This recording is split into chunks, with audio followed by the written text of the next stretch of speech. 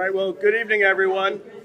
We're going to get started. I'd like to call the April 6th, 2022 meeting of the Medfield State Hospital Development Committee and our information and listening session tonight to order at 7:05. The meeting is being held in person and also allows for remote participation and is being recorded. So I'd like to start by introducing our development committee members. I'm Todd Trabanko, the chair of the committee. Gus Murby, chairman of the Board of Selectmen now. As of yesterday. Congratulations. Johnny Martinez and Chris McMahon. And down at the end, we have our ex officio member, Assistant Town Administrator Nick Milano.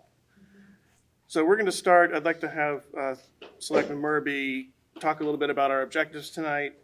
And then I'm going to walk through a presentation regarding the current status of the redevelopment effort, and which we'll try to do as quickly and efficiently as possible. And then we're going to open it up for comments and questions, both from our audience here tonight and from people participating remotely. Gus? You want to go to second slide there. At this point in the process of trying to get the state hospital redeveloped, we are going to be moving into a special, or we hope to be moving into a special town meeting in June.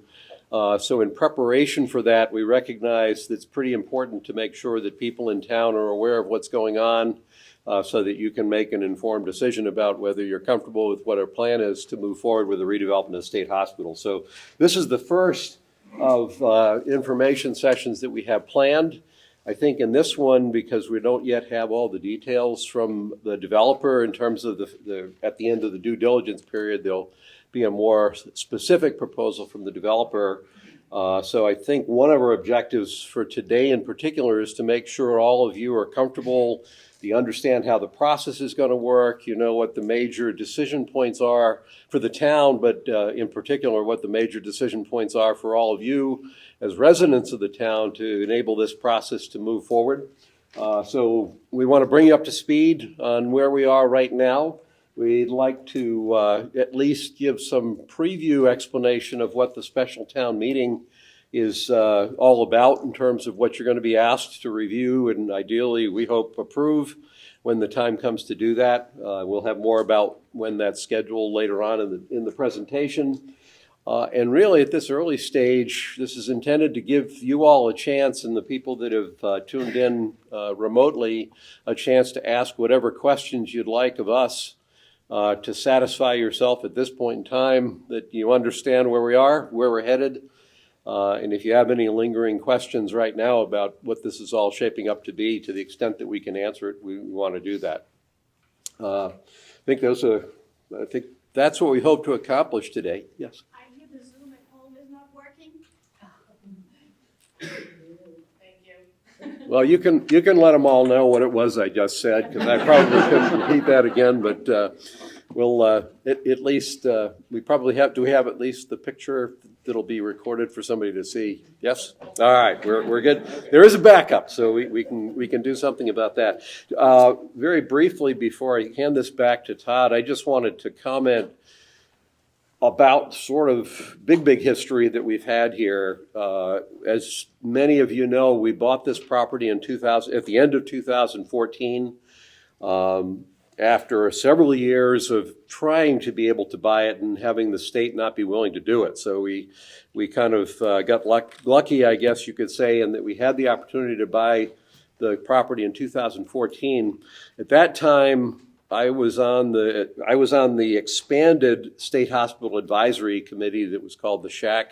There are a number of people in the room that were here on that committee when I was, and I think there's probably a few that actually were on the committee prior to my joining it.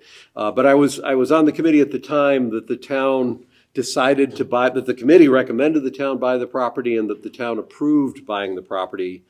And so the process that we've had since then, you'll see in this presentation, in a sense, where we're trying to head has been very consistent with what the townspeople have said they wanted to do with the property since probably before we literally bought it. But certainly it's consistent with what the town said it wanted to do back in early 2015, shortly after we bought the property. The reason I bring that up is that in looking at this proposed approach, it's important to recognize that the attempts have been made throughout this process, through the master planning effort that the State Hospital Master Planning Committee put together and through the Development Committee's efforts over the last couple of years.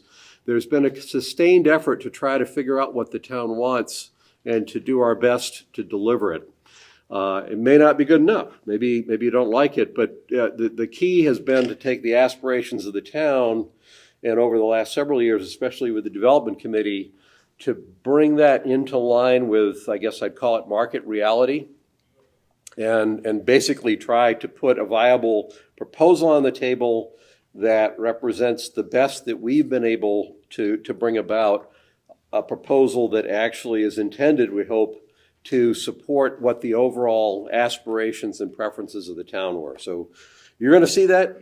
Maybe the residents, when time comes to vote, will say it's not close enough.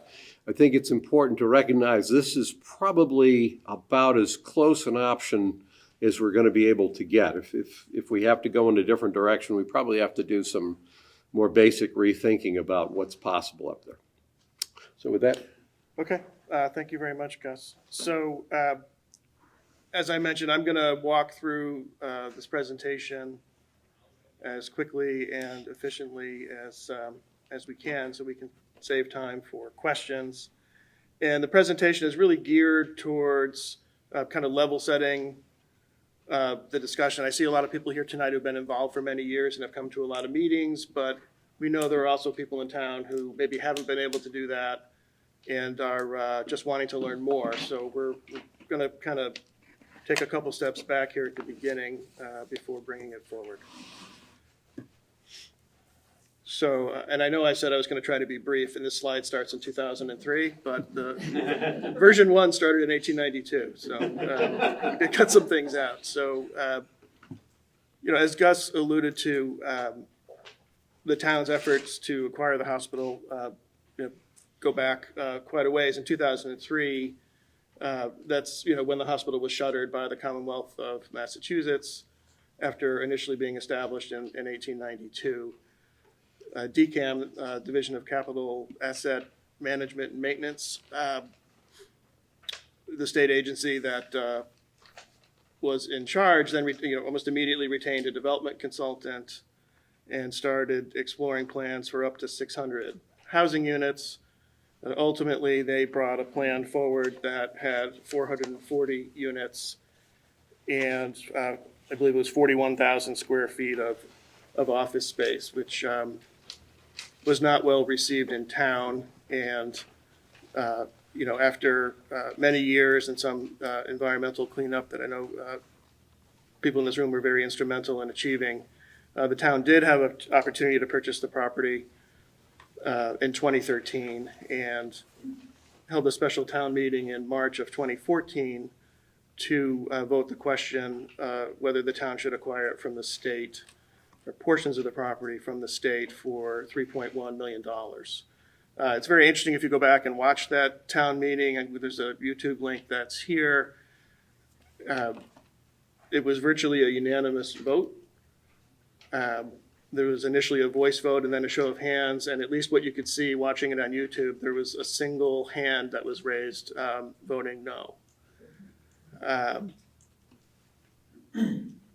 The deal had to close by the end of December, so there was a lot of legislative work and legal work that needed to be done, and ultimately an agreement was signed by the end of 2014, conveying portions of the property and setting conditions for its redevelopment. Some of those were environmental, some of those were related to historic preservation goals or energy efficiency goals. And ultimately, there was sort of a joint venture model where the future sale of the hospital or even long-term lease of the land acquired by the town, the profits would be shared with the state. So, then that really launched the master planning effort. There had been some committees formed, but then the Strategic Reuse Master Planning Committee was formed. And between 2015 and 2018, conducted a lot of interviews, did a lot of research, ultimately issued a plan, which ended up winning a couple of awards for planning. When the selectmen received that, their next step really was to form this committee, which is consists primarily of people that work in commercial real estate and live in town, and we're willing to try to help out to sort of figure out whether the master plan or something like the master plan could be realized. From the developer interviews we did initially, there was definitely interest. The next step really was to rezone the land that the town had acquired north of Hospital Road, which was business industrial at the time, and it was rezoned as the Medfield State Hospital District by a 2/3 vote at town meeting in I believe it was November of 2019.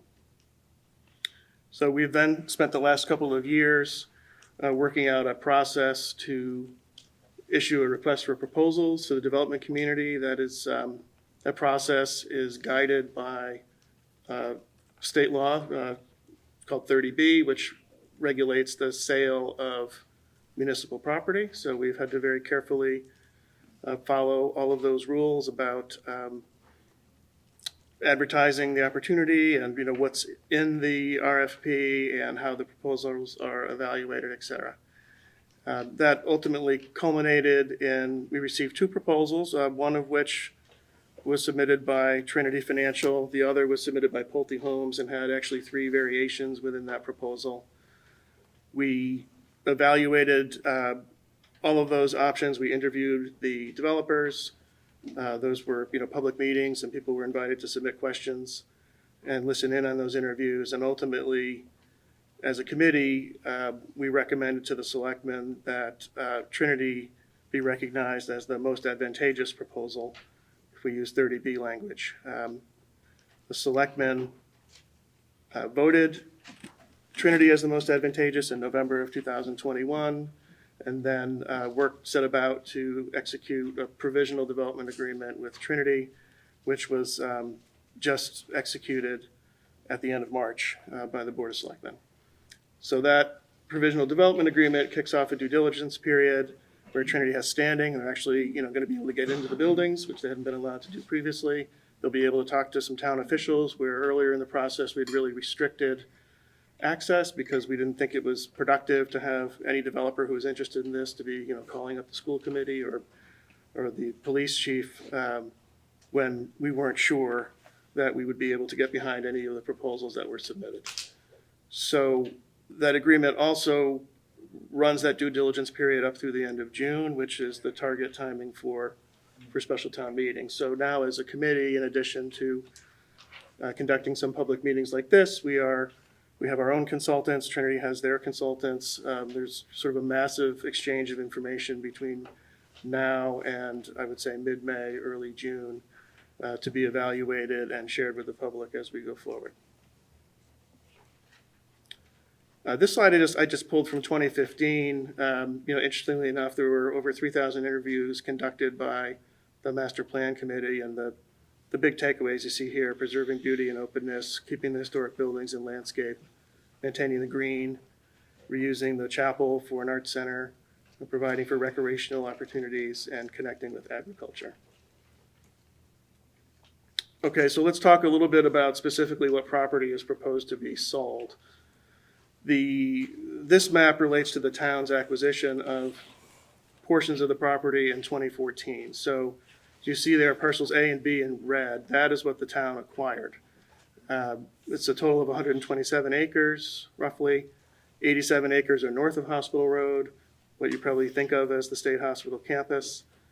And then there's 40 acres south of Hospital Road, which is basically agricultural land, the sledding hill, et cetera.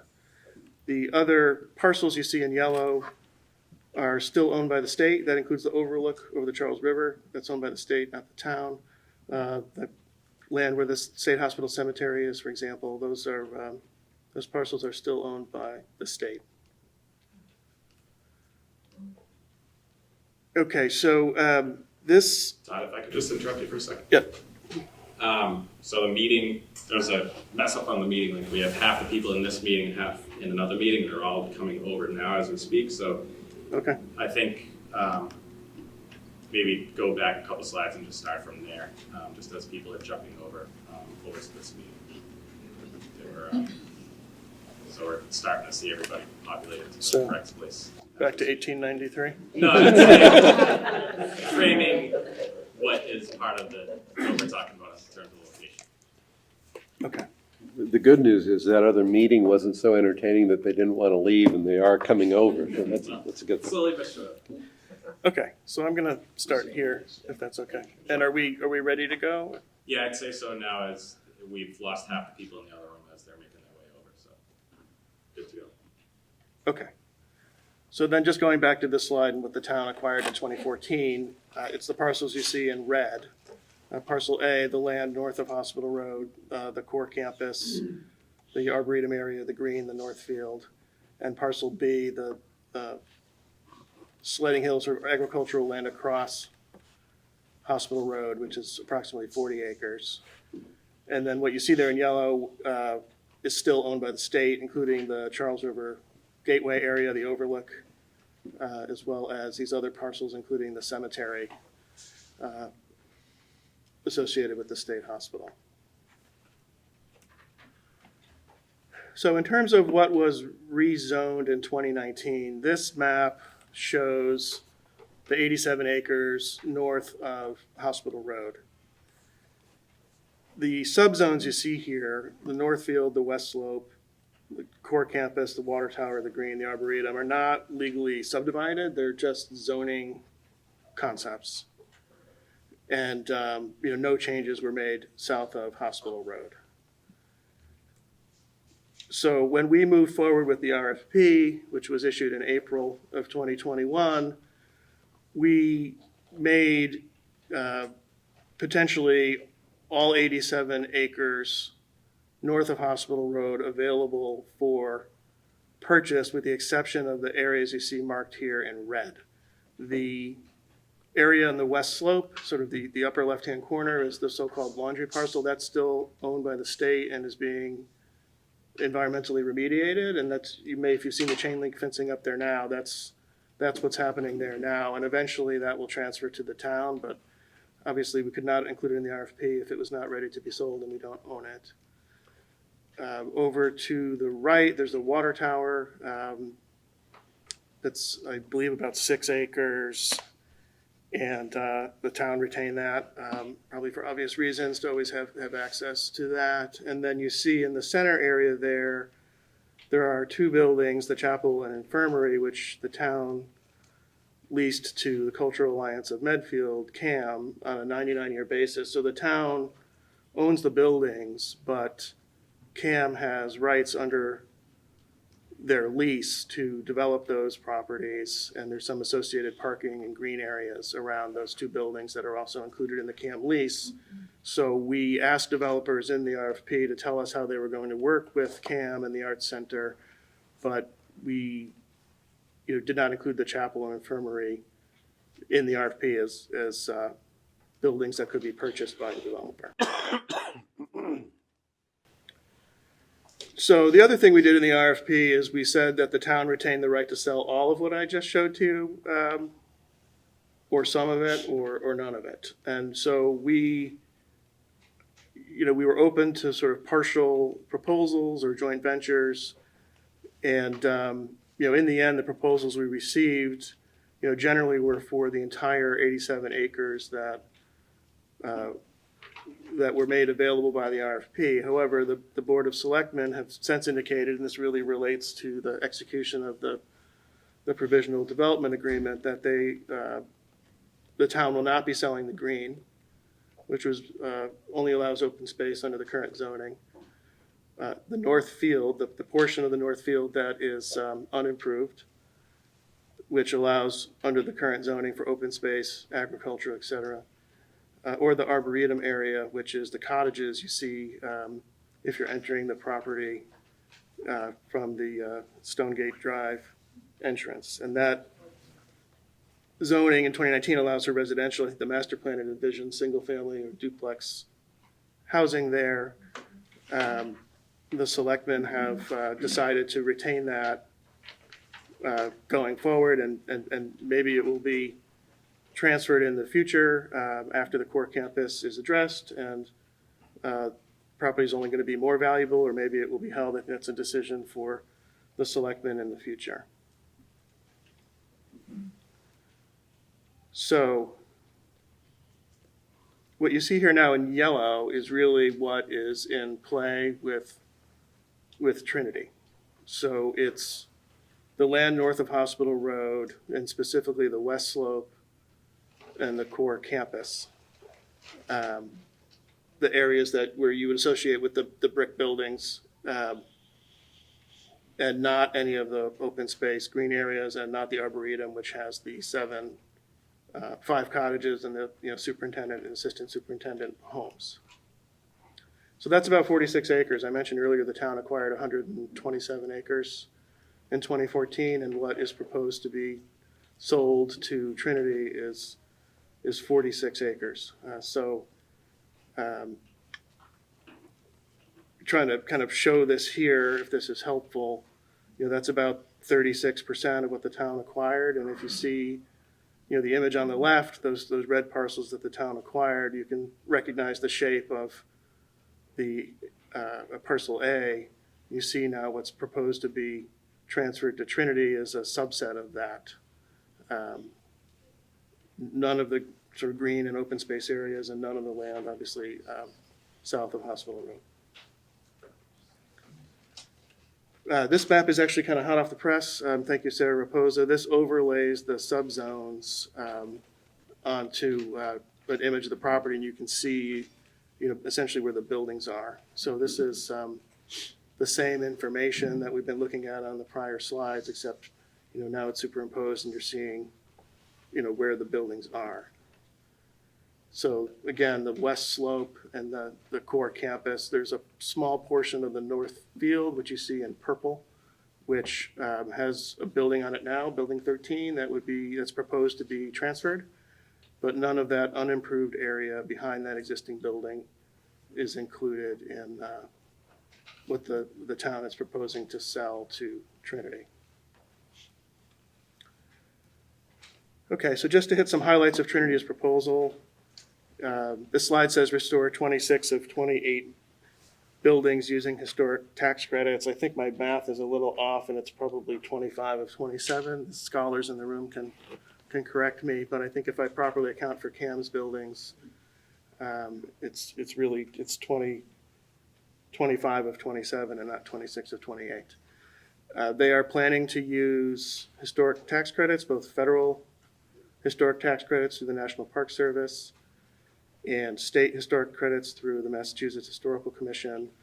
Trinity is considered a market leader in the use of tax credits. They're known nationally for their expertise in historic rehabilitation and have really been doing transactions like this going all the way back to the 1980s when the company was founded. They are proposing to create up to 334 rental apartments. It's within the range outlined in the master plan. It's at the high end of that range, but it's in the range. Those would be 75% market rate apartments and 25% affordable, which is pursuant to the town's inclusionary zoning bylaw that was passed a few years ago. So they are, recognizing our bylaw and providing those units because, in response to the RFP, they understood that, this would be something that would be required by the town. Their work on the buildings would be within the existing footprint. There's no new construction of buildings proposed. There are 2 buildings that they anticipate demolishing. They have committed to, as part of their renovation, to adopt sustainability and green measures as possible. It's often difficult for buildings like this, and it's all subject to what the Park Service will approve. But they are committed to doing that, and they've brought a consultant on who's very well known for being able to implement kind of cutting edge conservation measures in all types of buildings. As a town, we would get credits for 40B purposes for all 334 apartments, even though 75% are market. The way the state counts affordable housing, we would get credit for all of them.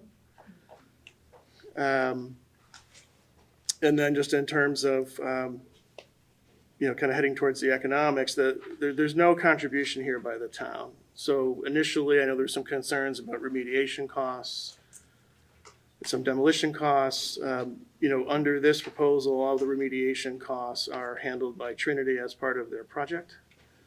They're taking on the obligations that the town has with the state that kind of date back to the DCAM days.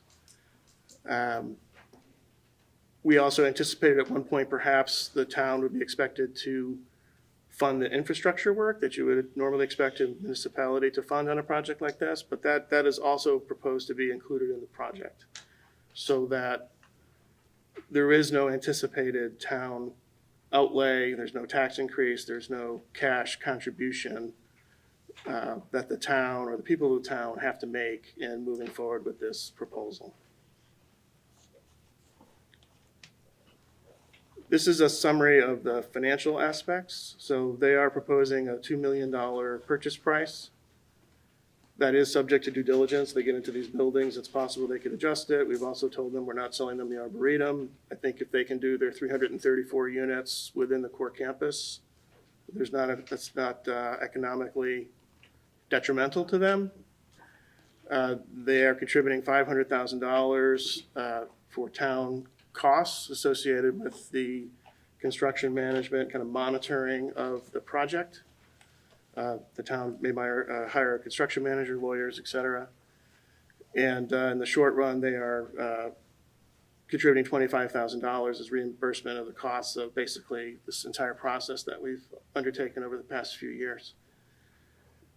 Then in addition to that, not to the town, but as community benefits, they are proposing $1 million direct contribution towards the historic rehabilitation of the chapel and infirmary for the Cultural Arts Center. They want to support that project. I think they see it as very important that the Cultural Arts Center succeed in terms of being able to have a successful residential property up there as well. And that's part of their proposal is this $1 million contribution specifically for the historic rehabilitation of those two buildings that are still owned by the town. They've also offered in the future $250,000 as a donation to the Cultural Arts Center for programming, on the other side of construction completion and presumably completion of the Arts Center. So I'm going to run through these very quickly. This is their proposal. I mean, it's pretty obvious. A lot of work went into it. It's 400-something pages. It's on the town's website. I just thought it might be helpful to include a few slides extracted, directly from their proposal. So I'm just going to run through these. You can kind of see their concept, which is basically a new neighborhood of Medfield that would have apartments and tie to the cultural center. They've got some interior concepts here as well. Again, I'm not going to go through these. They're available through the town's website, but you can see quite a bit of thought and detail went into how they envision this project. So here's their site plan. Here's their landscape plan with both existing and new plantings. Here's their circulation plan, sort of within the site of how vehicles and people will move around. And this is these are samples of other projects they have done. I mean, there's a lot more that they included. I just pulled a few that are either nearby or similar type structures. In terms of Trinity and who they are, founded in 1987, they've done more than $3.3 billion of development in that time, including more than 9,500 residential units and over 600,000 square feet of commercial. They have their own management company, so the apartment property would be professionally managed by Trinity Management, which is an affiliate they created 10 years ago that currently manages more than 6,000 residential units and more than 500,000 square feet of commercial or retail. And again, I'm just sort of highlighting here, the team they've assembled is really a who's who in terms of architect and interior designer, lawyers, historic consultant, legal counsel.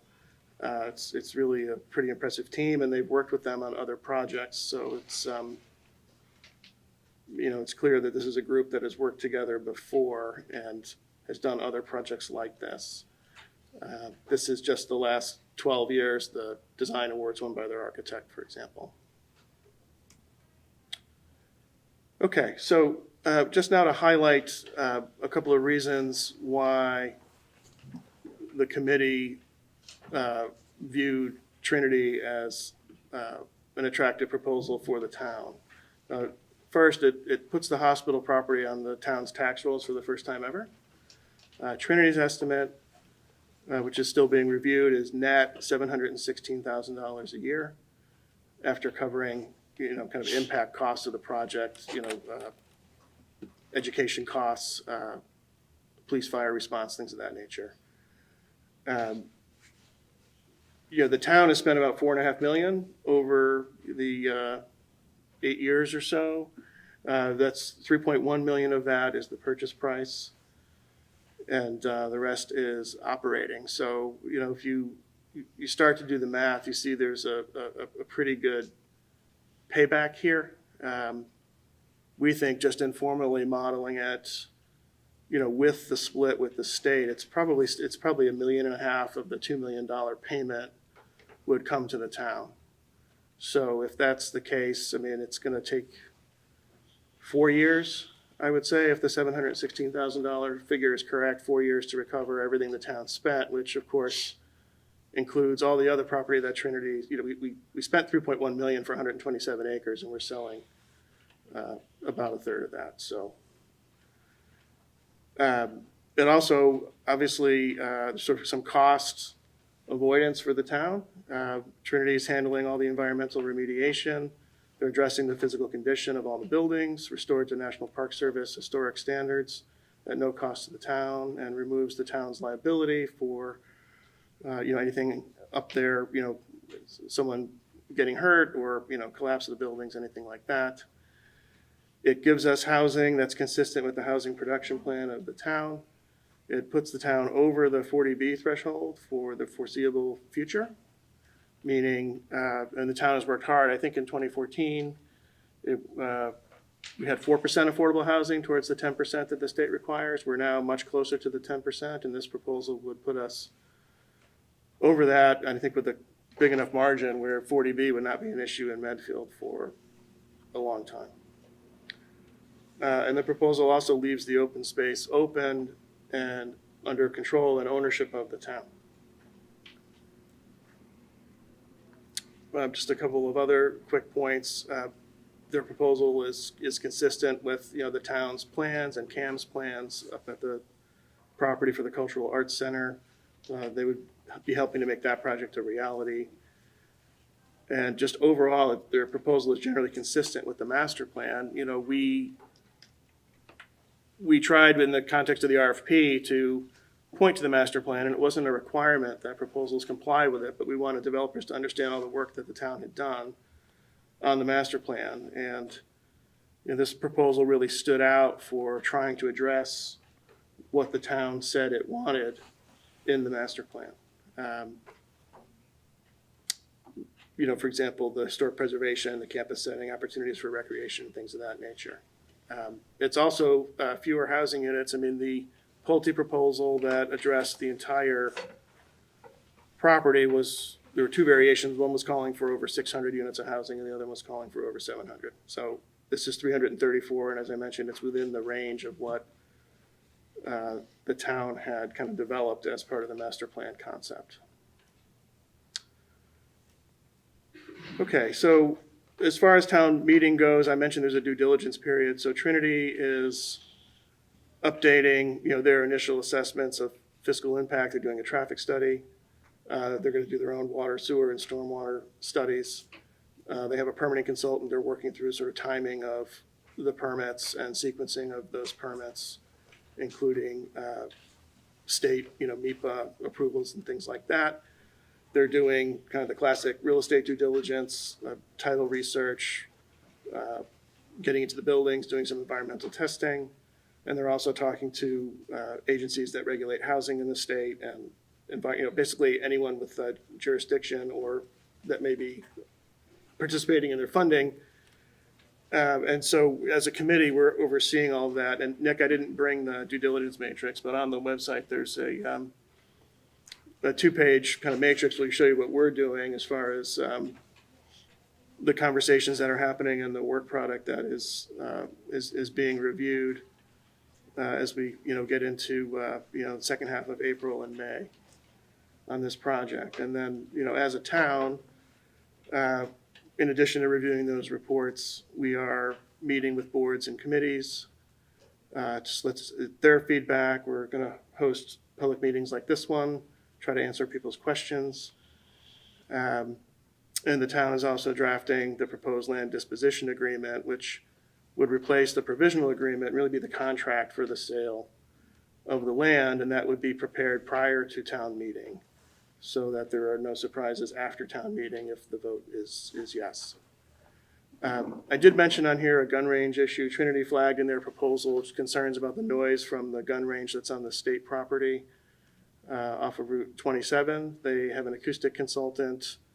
We're working with the police chief here in town. We're also working with Mass Development, who's talking to the state, the person who controls the scheduling of the police training there, because it's generally not Medfield Police. It's other police departments and state police, and even I think federal officers at times coming in and using that range across the street. And I don't know if anyone's heard it recently, but it seems to be getting louder and louder. And Trinity's concern is that some of their funding sources, there's a sort of a cutoff. If the noise is over a certain level of decibel, it's much harder to fund a project. That certain funders will not participate, consider that to be sort of an environmental hazard or nuisance for the property. So there's I think an effort by the town and Trinity to figure out a solution there, which may simply be adding some acoustic protection down at the range. That's sort of to be determined. Okay, so as far as town meeting goes, and I might ask my friend Mr. Murby here to help out on this. I mean, the vote at town meeting would be an authorization to the selectmen to sell the property in accordance with the land disposition agreement. So it will not be a blanket vote to just allow the Board of Selectmen to sell the campus, period, or to a different developer. It will not allow Trinity to sell the property, to sort of flip the property. Some people have expressed concerns about that. It really would be to do the type of project that we've been talking about here. We're also capping the apartment total at 334. So if we were to get into a situation where midstream Trinity felt they wanted to do more units or needed to do more units, it would be back to town meeting. It basically would not be an option for them to tell us after start of construction that it's going to be a larger project. And finally, we can get into this in a couple of minutes in more detail, but it also won't result in an immediate transfer of the land to Trinity. The land won't transfer until all of the permitting is done and all of their financing is in place. So we can talk about timeline in a second, but is there anything about this slide that you'd like to talk about as a selectman? From my perspective, I think the only thing I don't know if this is a reassurance or not, but some of the comments that I've heard over the past year or two, people have asked, well, gee, do we get to kind of like look at what the proposal is and then decide whether we like the proposal? And then if we do, then we can get into whether we want to sell the property. I'm not in real estate development, so I've been learning a lot from these guys being on this committee. But the one sensitivity that I have picked up is that when you have a big project like this, you've got a developer who's putting a proposal together. We passed the zoning before any of this stuff happened, but that was based on inputs from developers that basically said, we don't want to do all the work to put a proposal together just so you can window shop and decide whether you want to move ahead with it. So from my standpoint in this process, what we're trying to do is to make sure that the residents all have full access to what the plans are for this property. I think if Mark Sorrell were here, the actual vote at the town meeting is to authorize the selectmen to sell the property. So it's not actually approving the contract, it's not actually striking the contract, it's empowering the selectmen to carry out the sale of the property in pursuit of what this proposal, as it's finalized through the due diligence process, goes. The reason I bring that up is because some people kind of want to have an involvement in, well, when do we actually get to decide whether or not that contract is going to go through? And it's you do, because you're going to see what's planned before you're asked to sign the disposition authorization. But for me, there's always been a slightly subtle distinction between the legal actions of the voters approving or authorizing the selectmen to dispose of the property. That is slightly different than the town signing the contract with Trinity to carry this project out, which is what we'll do when we actually sign the LDA. So it's a subtlety, except that I know the kinds of questions I've gotten over the years. To me, it's kind of become an important subtlety for people to understand what it is you're actually voting on at the special town meeting. Okay, and almost done here on the slides, and then we can get to questions, comments, and discussion. So just in terms of timeline, so we're in this due diligence period, as I mentioned, and in addition to, working with Trinity and reviewing their information, we plan a number of sessions like this. If the vote is yes at a special town meeting in June, we're then really anticipating a period of probably 18 months for Trinity to complete all of the permitting that's required at the local level, the state level, the federal level, to get their historic tax credit allocations, to finalize their financing. And then only at that point would the sale close and the land actually transfer to Trinity. So the timing, right now at least, looks like it would be probably the very end of 2023. So, if the vote is yes in June, it's not, the keys aren't handed to the developer the next day. There's not, construction fencing that goes up the next day. This is going to take some time, and it's going to go through the normal process for any kind of real estate development in the town, subject to town review, planning board, ZBA, whatever it may be. That process is then just really beginning at that point. Assuming a start of construction in 2024, we're probably looking at, when is this property open? And the answer is probably the very end of 2025. They think it's about a 24-month construction period. So again, they've done a lot of projects like this. I think that's good information. However, I think until they get in there and start renovating the buildings, you can't really be sure how long it's going to take or what you're going to run into, despite, all of your research ahead of time. So that's what it looks like in terms of big picture. Nick and Sarah have done a great job of including a lot of information on the town website. I've included the link here. And they've also developed some forms and formats for people to submit questions that we will be looking to answer over time and in advance of special town meeting. There, we made it. So thank you for allowing me to step through that, and I hope that's useful information. So I think now we're ready to take questions, and I know Nick is sort of operating the remote participation piece. Although I'm not sure what he's doing right now.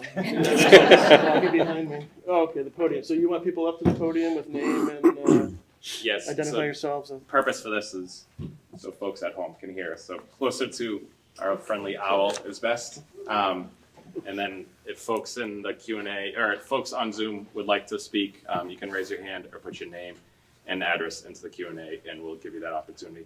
Todd, I didn't know if you had a time limit to the start, just in questions and comments. No, I think we're here to hear what people have to say or want to ask about. Okay, first. Yes. So, Eileen Murphy, your new select person. When I found out I was running unopposed, one thing I decided to do is let me dive in and start learning about some of the projects in town. So I had the pleasure of getting a tour of the property with Todd. And there's a couple of things you didn't touch upon that I asked you about that I found very helpful. Like, for example, the 334 rental units, I was on the impression we might be getting townhouses. And your comment was, the way Trinity does it, their rental properties, they could in what, 5 to 7 years potentially? Well, right, so under the historic tax credit rules, it has to be income producing property. So in order for them to take advantage of that funding, it has to be income producing, which would be apartments or, could be commercial, but in this case, it would be apartments. And then there is a compliance period of 5 years, once the building is open to maintain it as income producing property. So, if we think it's finishing in December of 2025 and people are living up there in 2026, you're out to 2031 as rental. In theory, could it be converted to condos at some point after that? Yes. I don't Okay. know of a case where Trinity's done that, but it's not allowed, right? So if they were to do that at the time, then I think the town is looking at, real estate taxes on the condominiums as opposed to the rental. And I don't think it's a bad thing. I just thought when I was taking the tour with you, I was on the impression, I missed the word rental. I was thinking that it was going to be townhouses. So just clarifying that for me, I was like, okay, it starts off as rental. It could go that other direction, but Trinity's tends to stay in the rental. Well, again, not a knock, just something that clarified for me. And then something, again, that you helped me with, because if Jerry Potts is here, I was fired up a few weeks ago about, well, did they really do their homework? I mean, why Trinity? But then again, walking with you and you sharing with me that many of the proposals that came in just wanted to level it, right? So it's not that they just weeded through it. They just didn't even come close to what the town was asking for. So what Trinity is bringing forth, and I have a younger brother that's in real estate development in South Boston, so I've picked his brain on Trinity, and he's like, no, they know what they're doing. I was like, Eileen, this is what they do. Other people may come up and try to bid against them, and it's like looking at them thinking, okay, we could try to bid against them, but they're going to do the better job. So when I finished my tour with Todd, I went home and I was like, you know what? These guys have done their homework. They have tried as best possible, and I don't think it's realistic that, let's just say there's 18 bullet points there, that for us as a town to say, Trinity has to hit all 18. But it's going to be important. I think what they focused on is they are hitting the points that are really important to the town. I mean, Cam, Jean's just done phenomenal work. So they're making sure that that's part of it. Open land is part of it. So I just wanted to come up and say, like, some of the things that you shared with me really helped me turn from being someone that wasn't very educated in what was happening to really appreciating the homework you've done. Nothing's been rushed. I mean, I've referenced that 2015 meeting quite a few times. I love that it was a post-it, young and old alike were able to sit at tables and talk about what was going on. And then just another question that I have, and I should know this is selectman, but I've only been in it a week and a half, is it a 2/3 vote at town meeting, in the special town meeting, or is it just by one? Well, do you know what that is? My understanding is it's 2/3, but that's really a think question it's- for Mr. Sorrell.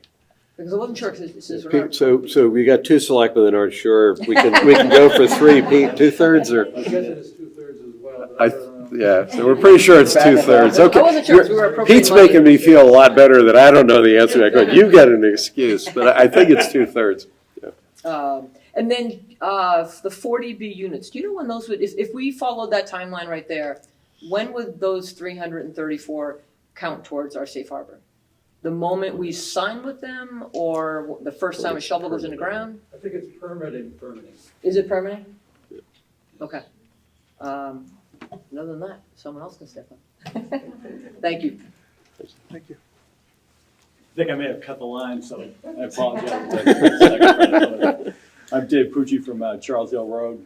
I only have two questions, and I don't mean them to be pointed. I think you guys have done a lot of good work here, and I do think that you've tried to incorporate what the town has said over the years, what they would like to see done with this property and the rest. So I had two basic questions about how this came about, where we are right now, and how much money we're going to generate out of it. So the first one is, we only received 2 bids from Trinity and from Pulte. Why only 2? It seems like a unique property. It sounds like a great opportunity to build something great. Are there only so many qualified bidders, or was there no interest in it? Is there any opinion as to why just 2? Yeah, so I can that's an excellent question. So first of all, and I probably should have covered this, when the RFP was issued, it went far and wide. There were some requirements under the MOA with the state, but we were working with a consultant that we had hired that, has just tremendous contacts in the space. And this went to,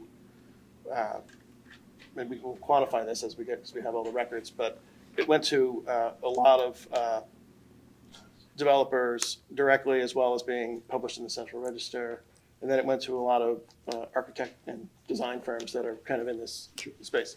So we thought we'd get more proposals, to be candid.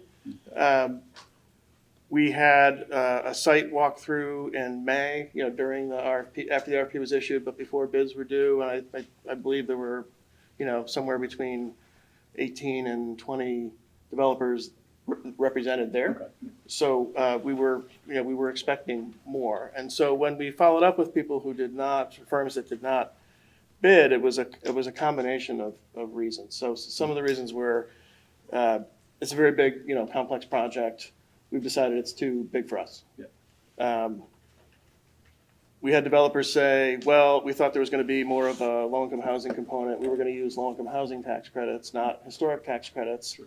And, we didn't think we'd be competitive coming in and proposing a project that was 100% low income. We had other groups like Avalon Bay, for example, who've done other state hospitals, who said, we've learned from doing other state hospitals that our ideal project is probably 2/3 new construction, 1/3 renovation, so we're going to pass. Sure. And then we've had other firms say,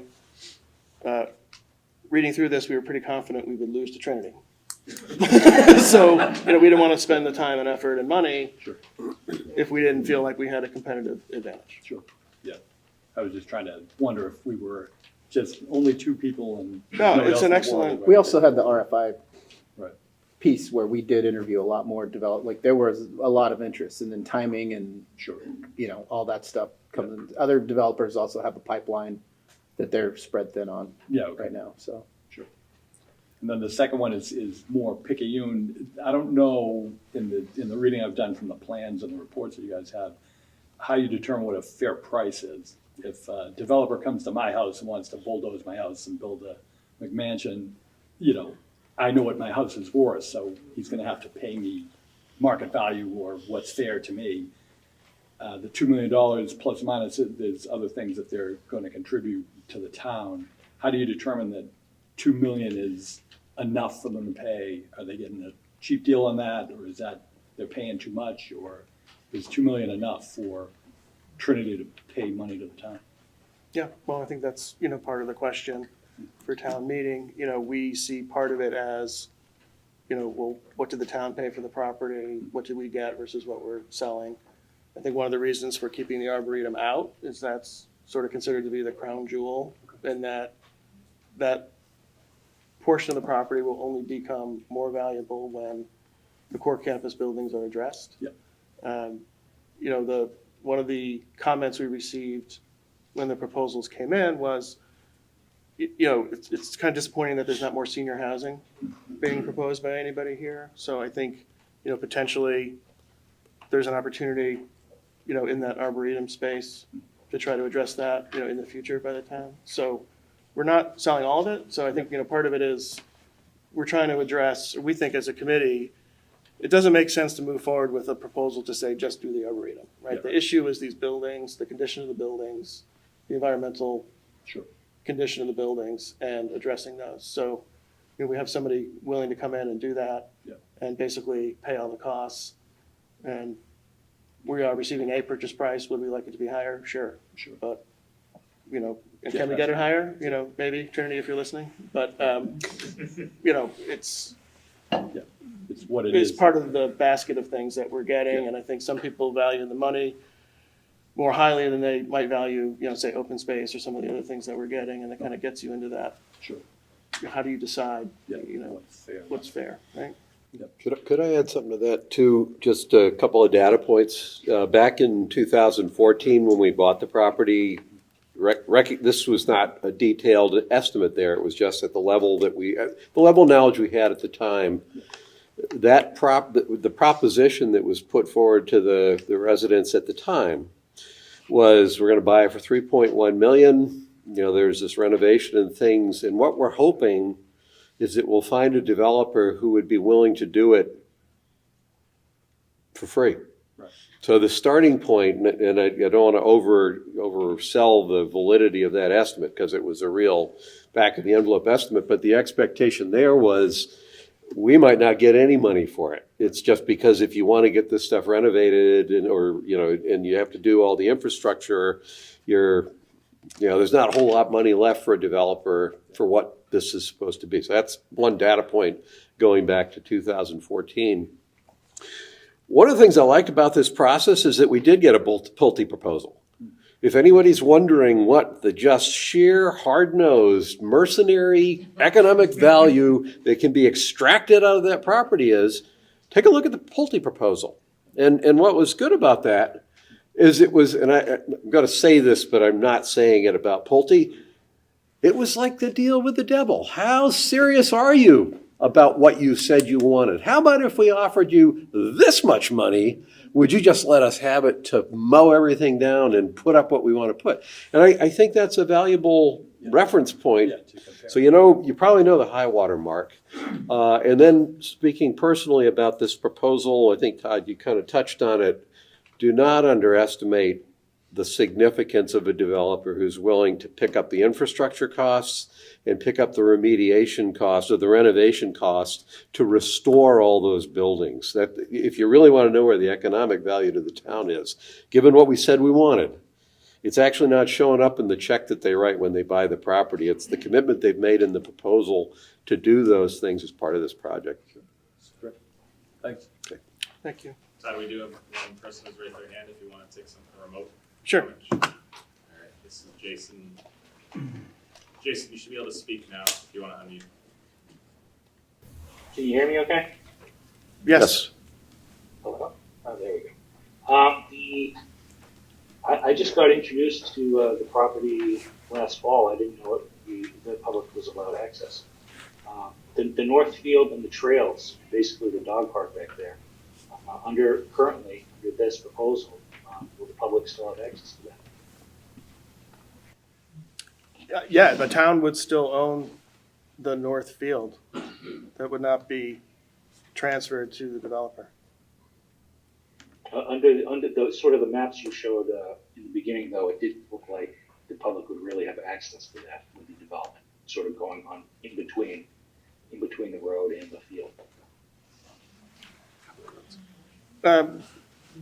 Well, and I'm not sure what map I you're. believe the public still has access to the entire property. Right. Under the zoning and under the Well, that would proposal. definitely be the case. I'm just not sure, Jason, which map you're referring to. I'm trying to find it. One of the items for discussion, I believe.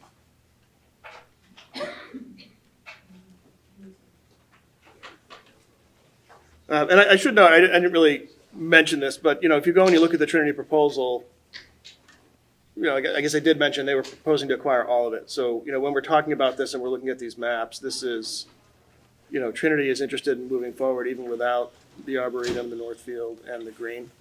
And as we've been talking tonight, we've sort of been, adjusting for that. So, if you're looking at the Trinity proposal and it says they're buying everything, I mean, that's been overtaken by, events and discussion with the selectmen in town.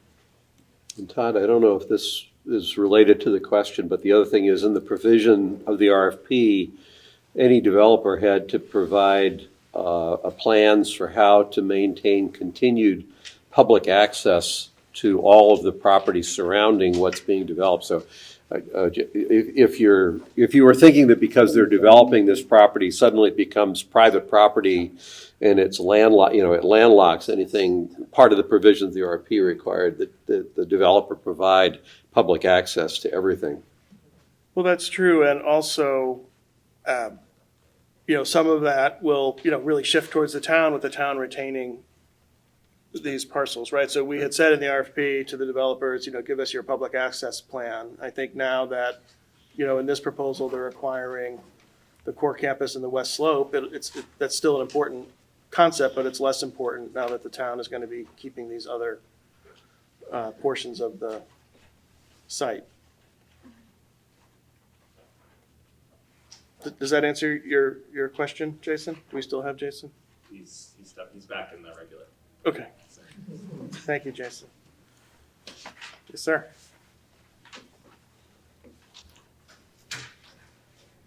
Hi, I'm John Thompson, 34 Evergreen Way, and I want to thank the committee for the work that they've done in the hospital.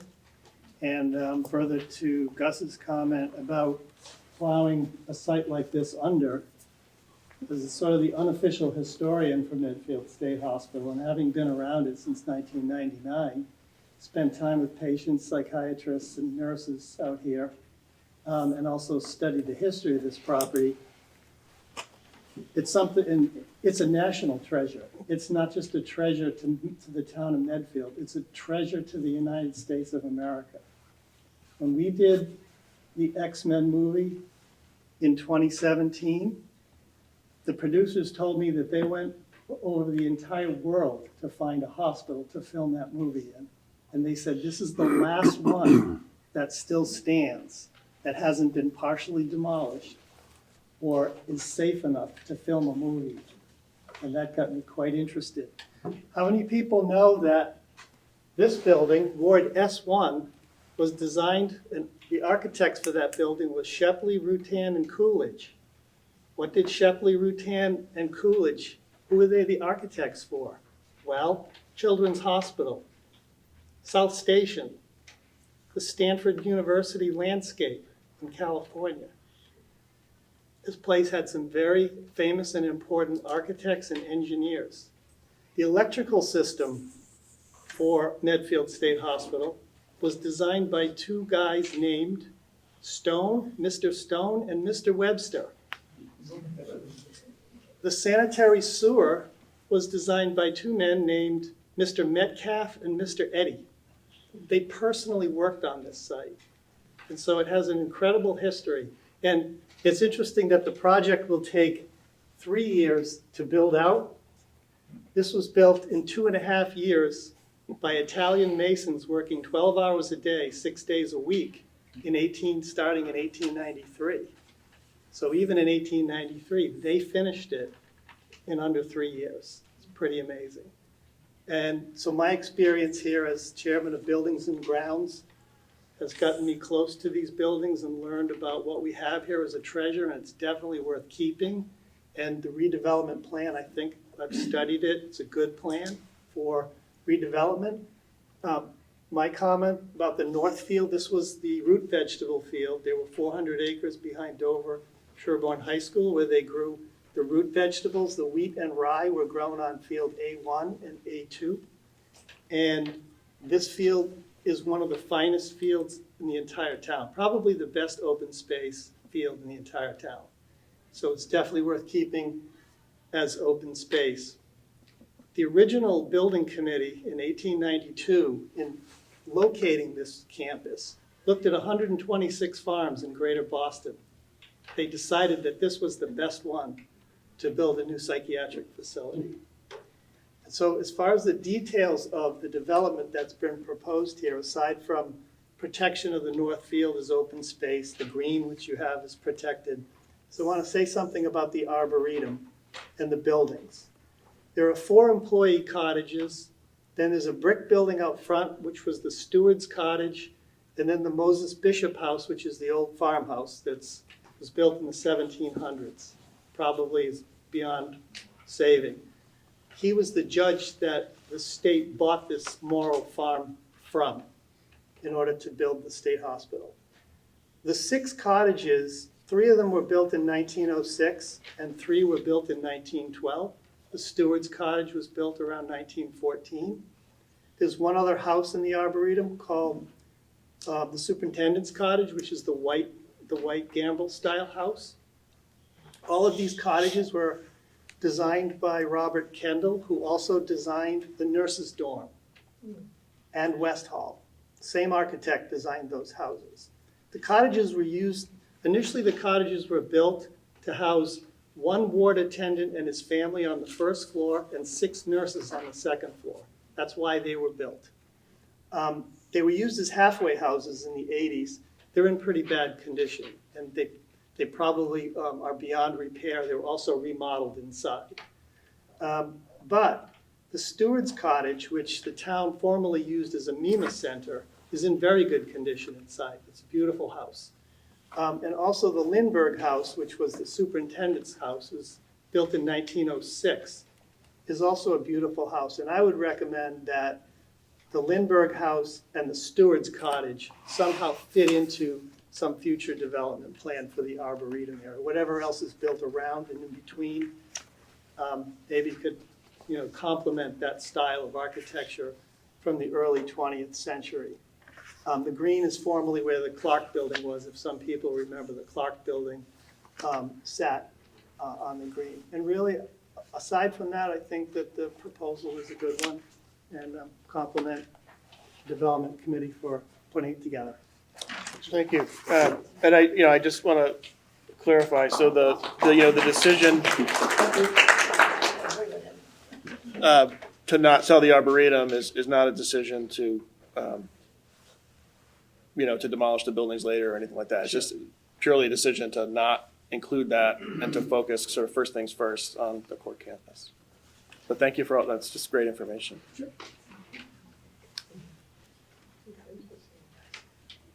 I keep the mask on because I respect the families who have children under 10 or 11, being from the scientific community myself. I'm Tom Cregliano, 124 Phillip Street. I used to live on Evergreen Way years and years ago. I've served on many boards in this town, and Board of Health back in 68 to 80. Title V that you have for your on-site septic, so that a honey wagon doesn't come, that started in 72 with us. And the state made it a state building code in 95.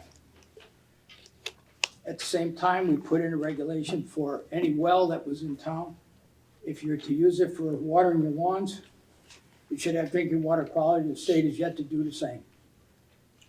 As far as lead goes, at 128 really is Silicon Valley.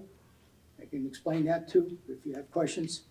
But lead was done by Dr. Klein at Boston Medical Center. That was the blood leads in children with a lead paint ban.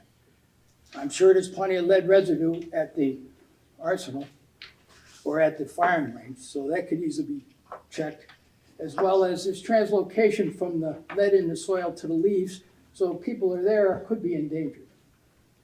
However, forgetting that, back years ago, I was on a Park and Rec board too for quite a few years, and we had an initiative to go after the sliding hill. I don't know if you all know, in 2002, it was a bill and an article number, and we're about to get the sliding hill. And guess what happened? They threw the keys away up the hospital and said no. They stopped it, and then we didn't get it till recently, when we spent $3.1 million to be inclusive. But we were that close, and it was going to be ours. The whole town voted on it. I also am very concerned about something that happened in 2002. There was an insurance company who I believe, the study is in the library, who came and looked at these buildings, I don't know if you're aware of it, and stated that the mold in that building and those granite rocks that's 2 or 3 feet thick are so bad that it's almost impossible to clean it up, and they would never ever grant an insurance to anyone in one of those houses because it would be just a disaster going forward for them and knowing how bad it is. I think we should look into that, and someone should look into that report that's in the library if it's still there. Another thing that I want to mention is you've talked about certain things they're doing, but do we have the capacity of the water and the sewage? Or is it going to pass on to us at the respective sites? That well that they want to put on up at Elm Street, you went down 80 feet years ago, you're going down another 80 feet, and you still have the same contaminants. You also, there's another thing that I still think that the state hospital has. I requested the DEP in writing to look at the molecular weight of samples between the weight of 200 to 400. That has never been done. John, take a chemistry class. Advanced chemistry. Also, that was not done. The molecular weight of samples over 400. Remember, there was an oil delivery there by a railroad car. And guess where it landed? In the ground. Dioxins and other materials above 400. That has never been done. I also asked and did receive some of the work done by the labs, and I didn't see this work that was done where they ran the standard first and at the end of the day ran the standard again to bracket the results to see if they were really true or their equipment had drifted away. I think we're in, and could be, in big trouble if this proves to be in the future with this development. I think more has to be put into the environmental look-see of what's going on there. I'm very concerned about that. And I remember when DCAM had 5 consultants coming in and talking about it, and I asked questions and I brought in a piece of gear and I said, this is the heart of the matter. And they had no idea what I was talking about, nor did one of the laboratory people that were there. And it was a gas chromatographic column that goes for a GC mass spec. There's so many different instrumentations, and there's always 2 ways to do an analytical study, and you should have 2, not one single analysis by one single approach. You should always have 2 for confirmation. I've never seen that on the entire site. I myself believe that this could be another Superfund site in disguise, but only to be brought forward with people getting sick into the future. We had a problem also, as you may know, off of up there off of Pine Street, where there were unknown people getting brain cancers and that sort of thing for a while. We don't know where that source was from, and to this day. So heads up on this one, gang. Okay. So let me, just a couple of comments. So Yes, thank and you. thanks for all your work. I'm Technical Tom, as Gus will tell you. So, Trinity is doing their own environmental testing. And, they'll share those reports with us. The way it's set up, if the vote is yes and the town transfers the property, there's a release of any claims, against the town as part of the sort of legal contract. So as far as, your comments about the environmental, that would be our expectation with the transfer. We had our own study done on the water and sewer, which is on the town's website in 2019 probably, 2020. The conclusion was at that time there was sufficient All right, let me get there. capacity. I'll be happy to go there. All right, let me just say something about tertiary treatment. We're the only one community on the Charles that's doing tertiary treatment.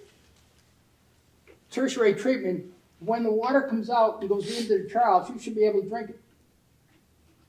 Also, Charles Rivers, I think Charles River was involved, and Save was involved, and said, oh, you got to get your phosphorate level back down from 12, 14 parts per million to 6. Well, what happens in the nutrification of the vegetation in the Charles? It's automatically 12 to 14.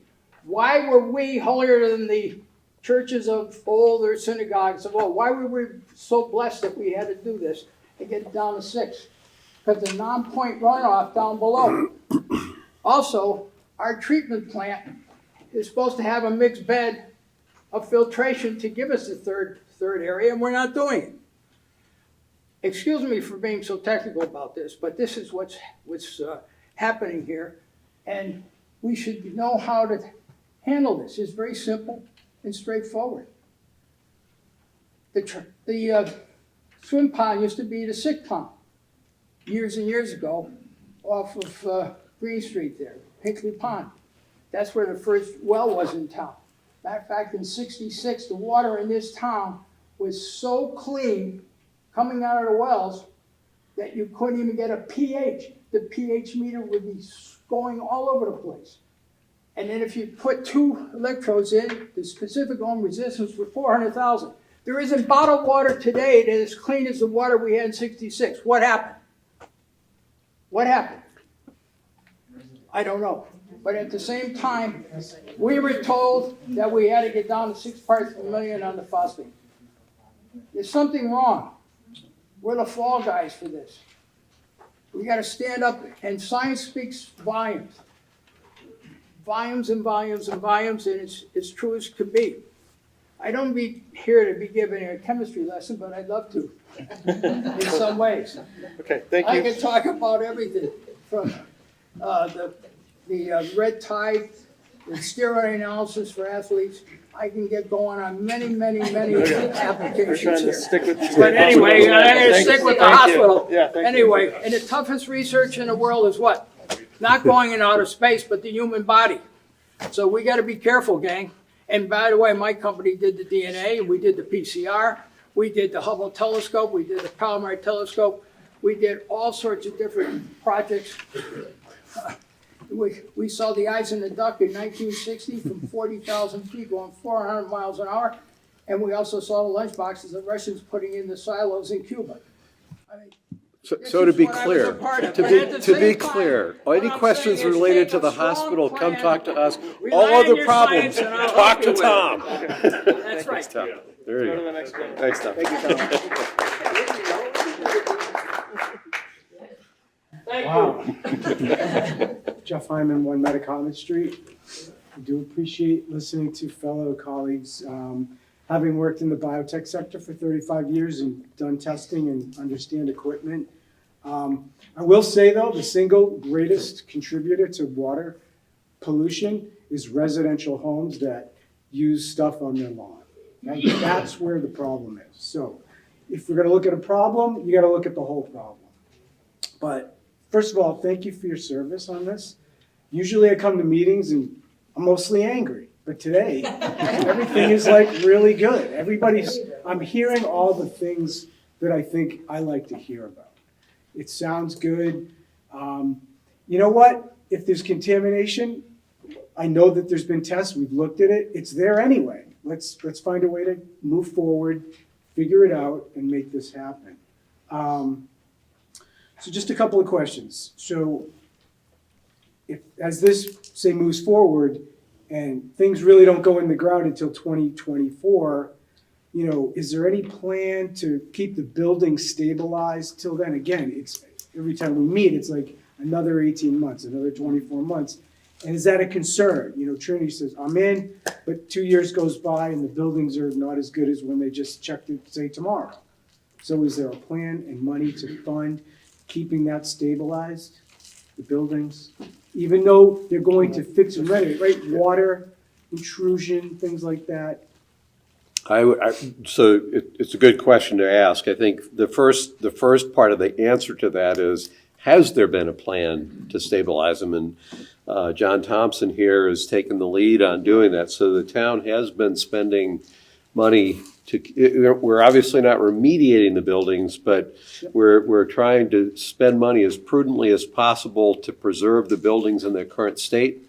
And in a couple of cases where I can think of some roof issues where what I learned is the place where 2 roofs come down and the junction is where the leaks occur. We have spent money on that. We haven't necessarily replaced slate roofs with slate roofs. We've basically replaced slate roofs with something that's waterproof so that we don't have continuing leakage. I would, off the top of my head, I would think at the point that we have an agreement with Trinity and Trinity is working to permit things, John, you may even have a view on that. I would kind of think it would be Trinity that would be making decisions about how to keep the buildings together for an extra year before they start to do things, because it's going to be in their interest to do that. But the short answer, I guess, would be it would be a matter of discussion for that 1 year between the time that they know they're going to do it and they haven't yet passed papers. We'd obviously have to coordinate, but I don't think there would be anything that would make that an extraordinary expense above and beyond what we're already spending. It would just be a matter of how we divide those costs or who's actually got the responsibility. I mean, funding is important, right? Absolutely. You need to make sure that you have enough funding to do what you need to do. The other thing, on the gun range, and I understand from the conversation and some knowledge that the police use it exclusively. Who owns the land? Who controls that? The state. The I state. think it's actually technically DMH, if you can believe it. Is that a benefit, not a benefit, to be able to work this system, if you will, to make sure that, because that could be a deal breaker, right? Correct. And but how do we influence that, you know? It's the police, it's the state, that's pretty big, but there's an interest here from the state to make Right. this work. So is Uh, that helpful? Who's Yes. helping us? So, part of, so this committee has received some funding from the town, but we've also, on our own, and the town support obviously, received technical assistance funding from Mass Development. And so, a woman named Mike Mitchell at Mass Development is helping us with that piece and has identified the person who manages the schedule, who's a appointee of the governor, who is so far saying the right things about, we can work together, let's get together for a meeting, et cetera. The meeting has not happened yet, but Good. We've pretty quickly been able to identify the right person to talk to. One point on that, the state is trying to build 30,000 additional housing units because of the housing shortage. 334 units represents more than 1% of the state's problem. So the idea that a housing project that is, I think it's fair to say that Mike is pretty excited about this project from Mass Development, really sees this as a great project. The idea that a 334 unit housing project would be sacrificed to the acoustic issues of a police range that's under the control of the state, I think feels to me like the political pressures will be in our favor. Thank you. And then lastly, when you mentioned that not all the buildings are going to be utilized, 25 out of the...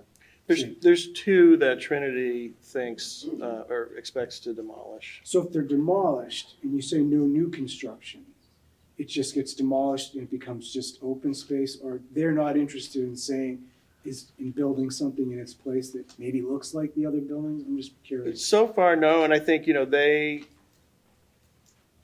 the tax credit piece of it, I mean, they will be negotiating this with literally the National Park Service and Massachusetts Historical Commission. So sometimes you get into, some of those conversations may be about whether they would see that as an issue of using tax credits if something else were to be built there. But I think so their goal, I think, is to accommodate 334 apartments within the buildings that they believe they can save. I saw Gene Minio earlier. I don't know where. Okay. Hi. So CAM is having some conversations also with Trinity about CAM's kind of overall plan for the site. And Gene, I don't know if you want to address that, but I think there's some interest in those buildings by others that Trinity thinks, according to their proposal, they would be taking down. Okay, thank you. Jeff, just to answer the specific question, the two buildings that they propose to be demolished, per their proposal appears would just be green space. Yep. And Okay. what they submitted to the town Great. so far. One last thing, I don't think we should be scaring each other about stuff. If you consider an apple orchard scary, we wouldn't do pick your own. But people will tell you that if you go by an apple orchard and try to take it down, the arsenic from the seeds go in the ground and oh my God, but we eat an apple every day. I do anyway. I'm not afraid of it. We have to move on. We need to do some good things, and thank you. Thank you. Bit of a struggle with this. Good to see you again. Yeah, good to see you, John. My name's John Honey, 17 Maplewood Road. And first of all, I would like to acknowledge John Thompson's and Bill Massaro's terrific contribution to the town.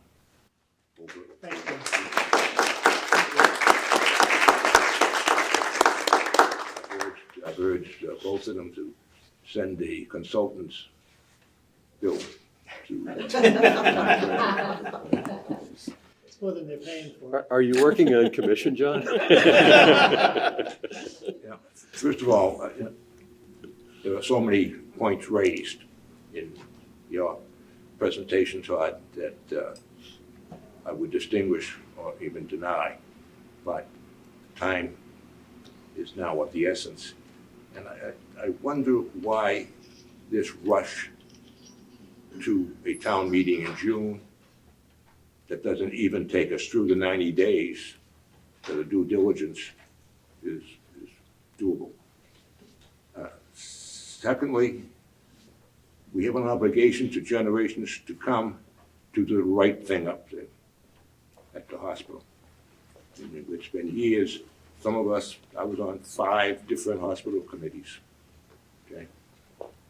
And I know a little bit about the history, not as much as John does about the buildings, of course, and I don't reverence those buildings as much as he does, but the simple fact is we have a serious problem in town in that we haven't even acknowledged what the very recent and certainly needed building of housing. But we've seen right proximate to the hospital, we've seen those houses go in. We see the Legion yet going up. We see Dale Street. We know that Tilden will have more housing at some point. You know, and it goes on. And we've done pretty well downtown restoring housing. So we don't have what was originally thought to be a compelling reason to do the hospital. But to have it done by Avalon Bay, perhaps, initially was hoped, I gather. And what we have now is a bit of time to do it right. The hospital hasn't been a great cost to the town. A lot of money has come in, and we haven't worked to get more money in. We understand that the recent part of a movie was done.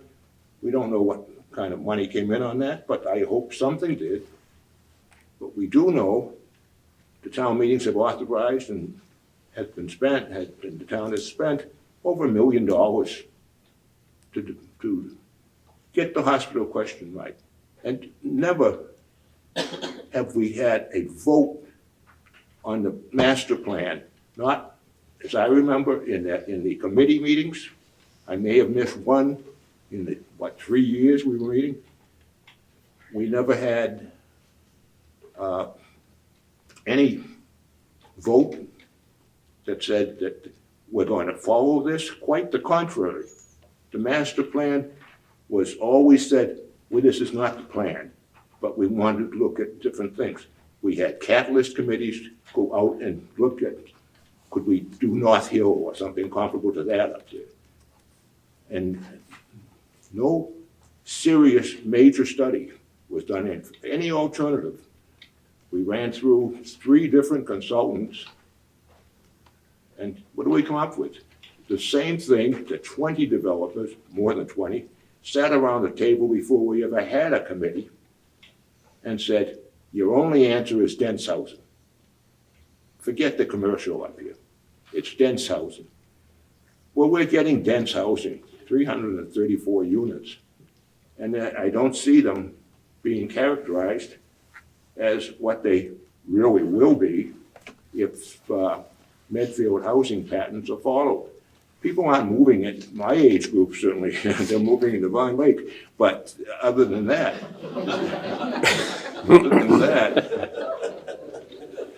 we don't see people, families, we do see families moving in, but we don't see an age group of elders or of near elders.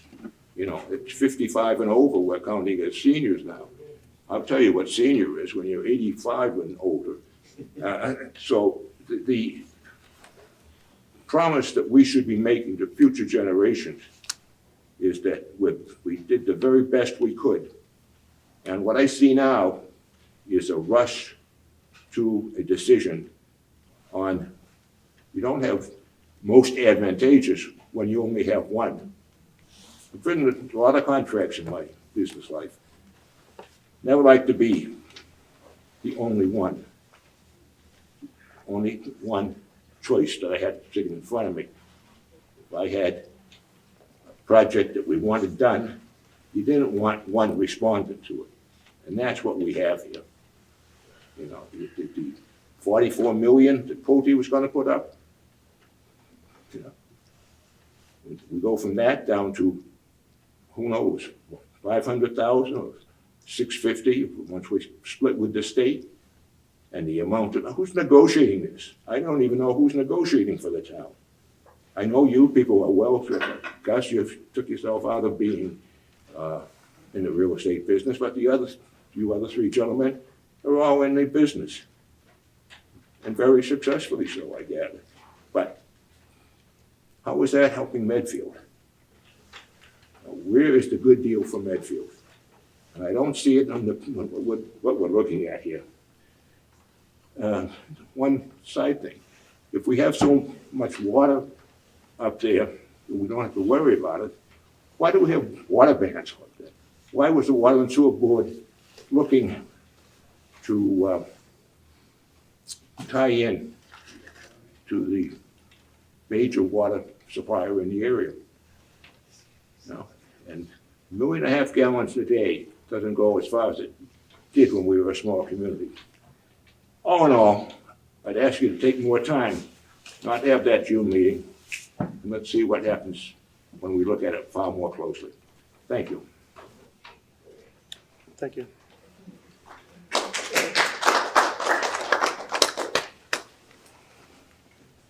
So I appreciate the feedback. I'm sure we all do. We'll be following up on all of your remarks. I do just want to make one comment about the density. So it's 334 units on 46 acres, which would be 7 units per acre, which I think is a lot less dense, than other projects that have been going in town. And if you look at the 87 acres, it's less than 4. Whole thing of studio apartments and one-bedroom apartments, that's just not going to happen. But, you know, people aren't Going moving back in to the here. Romans, it's your future slum. And it's not 7 units per acre.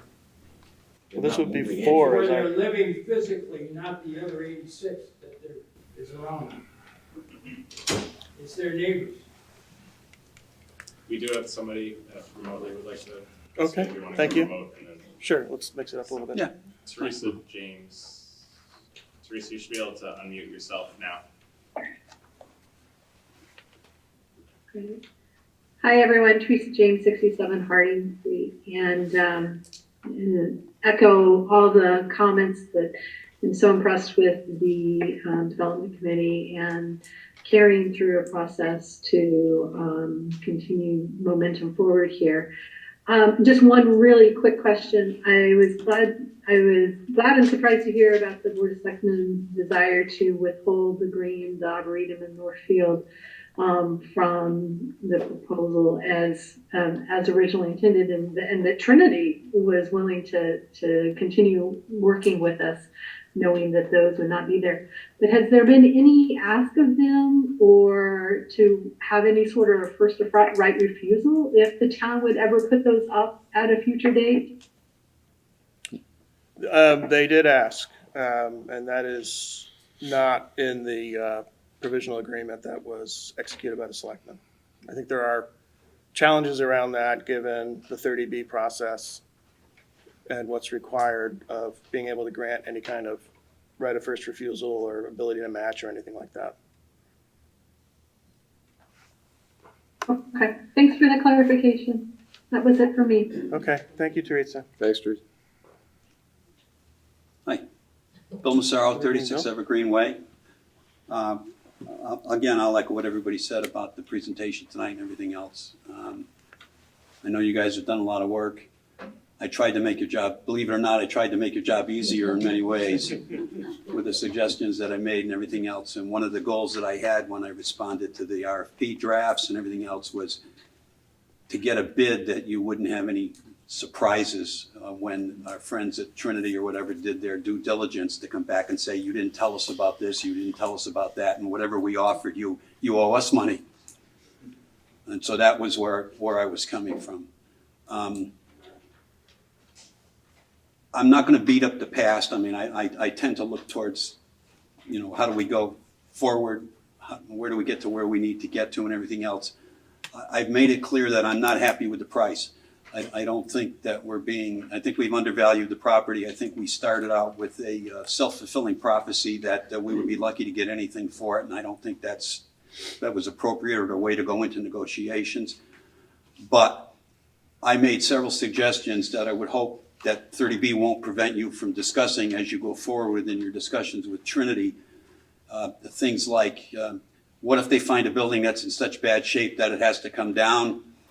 Theoretically, they could put a new building up, matching the historic features, cheaper than they could have remediated and fixed the old building and everything else. And what would that do to the price? So I've tried to give you several opportunities. I'm just going to, I'll mention them as I finish here, but I think also that we do have more units than we need. And back when the discussions were first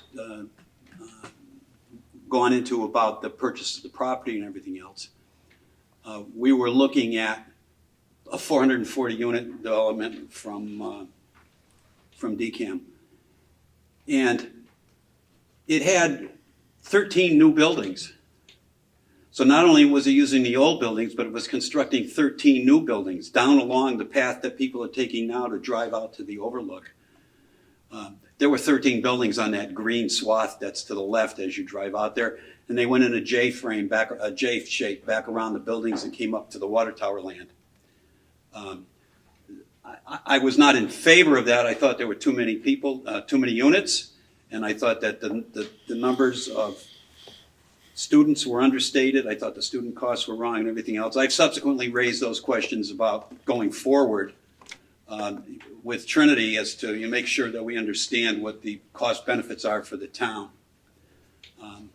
So let me just quickly say, the first committees in the near past were shooting for a total of 250 units. And as a result of the master plan, this hospital master plan committee, it was decided that it took 330 or 335 units to make it financially attractive to a developer. Now, one of the questions I asked was, because Trinity has stuck very, very close to the master plan. They're taking down 2 buildings. Jeff asked a question about the 2 buildings that were coming down. One of them is a 91,000 square feet of new cafeteria, which looks like a high school from 1950. That was coming down. Everybody was taking that down. DCAM was taking that down. It's not on the historic register. And the master plan was taking it down. The other building that's coming down was the engineering building, which is back near the laundry parcel. It's also not on the historic register. And I understand there is some interest in it, to be saved, but that'll work out however it works out. That is also not on the historic register. So none of the historic buildings were coming down. DCAM has taken down historic buildings up there. They took down the old stables. They've taken down a couple of other buildings and everything else. It didn't impact anything that DCAM thought Avalon Bay would be able to get for credits, taking down those buildings. So if, for some reason, Trinity finds a building that doesn't fit their needs or is too expensive to remediate, or they don't want to put up new construction or anything else, essentially you're saving them money. The question now becomes, did they need those units to make it financially viable for them? So one of the questions, again, I would ask the committee to investigate with Trinity is, did you pick 335 units because you needed that to make this project goable for you, where you're going to meet your financial obligations that you have, or can you sell for less units? What can we do to make fewer units? How can we get fewer units? What suggestions would you have? And I would hope that the committee would at least discuss those. I don't know if that violates 30B or not. Whether it affects the whole sale and whether you have to go back and rebid it and everything else. And I'm not looking for that. I'm just looking to have the discussions to cover the alternatives, possible ways of getting more money for the town. I would also suggest that the more money you get for the town, the more money DCAM gets, the more they might be inclined to do something about the range if there were a few bucks more for them in it. So again, just something to consider. So let me just quickly go back Bill, over. can I just react to that because Yes. I have a slightly different perspective on that. Nick, you can check me if I'm wrong, but when I reviewed the proposal, one of the things that struck me was the number of units they had that were single-bedroom units. Yes. So if we had a conversation about could you get by with fewer units, I would expect the answer would be sure. We can make them 2 and 3 bedroom units, and as soon as we go in that direction, then suddenly we start opening up the possibility of more families with children moving in there. So actually, my reaction to the proposal was, gee, there's an awful lot of 1-bedroom units here, and that's a good thing for the purposes of the town in terms of at least the impact that it could have on school populations. So it wouldn't automatically say getting something, lower number of units automatically gets you a better situation for what the town needs. Yes, but I would also point out, though, that we don't have really their latest pro formas on what the number of students are. They have not been assessed by the school committee. They haven't been assessed by any of the boards in town, just like the water usage and everything else hasn't been assessed, or the sewer usage, everything else. One of my main questions was, when do we see that kind of information? How much of it is going to be? You discussed some of it, Todd. I appreciate that you did that. I'd like to see a schedule as when you think some of this information would be available. Like, when will we see the pro forma? First half of May on kind of third-party deliverables. And, I'm not sure on the pro forma. Yeah, maybe you could put some dates against the due diligence, the matrix that. Yeah, I think that the top of it actually says by mid-May, our version of it, but if it doesn't, we can certainly clarify that. Yeah. Because the idea is, there are meetings pending with the school committee and warrant committee, et cetera, Right. but we want their updated information, which we are to have the first part of May, so that we can then have current information for purposes of those discussions. And will any of those meetings be public meetings that are held, say, with the school committee or anybody I else? assume they'll all be public. All right. So again, because I've been arguing for transparency all along here. One of the things I'm concerned about is I wasn't thrilled with the provisional designation agreement. I mean, I thought that it could have used a little fine tuning, and I made several suggestions to it and everything else. But it didn't get released to the public until like the Friday before the selectmen were voting on it, Tuesday morning or Tuesday afternoon.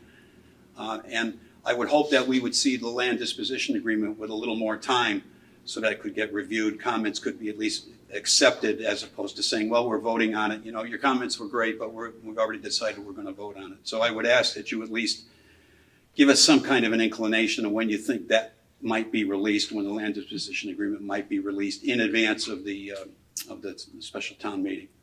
And I think it's a fair request.